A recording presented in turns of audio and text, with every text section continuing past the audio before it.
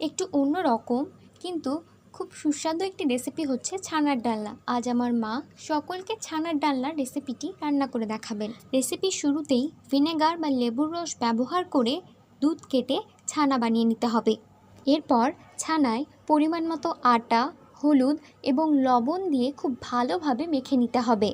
আটার পরিমাণের দিকে খেয়াল রাখতে হবে, যেমন এখানে 1.5 কেজি দুধের ছানার মধ্যে মোট 3 চা চামচ আটা দিয়ে মা ভালো করে ছানাটিকে মেখে নিয়েছেন। আর মা খুব ভালোভাবে ছানাটাকে মেখে নিয়েছেন।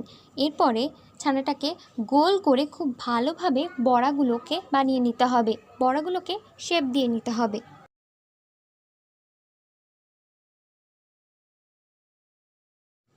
ছানা ভাজা হয়ে গেলে সেই তেলেই জিরে, গরম মশলা এবং তেজপাতা দিয়ে একটু ভেজে নিতে হবে। এরপর এর মধ্যে মা কাটা আলুগুলোকে দিয়ে দিল। আলুগুলো নেড়ে চেড়ে দিতে দিতেই এর মধ্যে লবণ এবং হলুদ দিয়ে দিতে হবে। এরপর ঢাকনা দিয়ে ঢেকে দিতে হবে।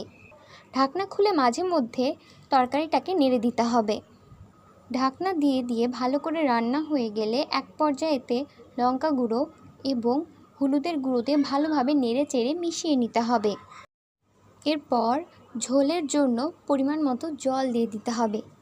ঝোলটা ভালোভাবে ফুটলে এর মধ্যে জিরার গুঁড়া এবং গরম মশলার গুঁড়া দিয়ে ছানা বড়াগুলোকে ছেড়ে দিতে হবে।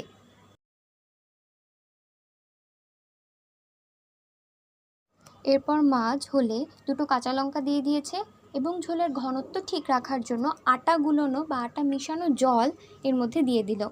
ঝোলটা এক পর্যায়ে রান্না হয়ে গেলে এটাকে নামিয়ে নেওয়া হলো।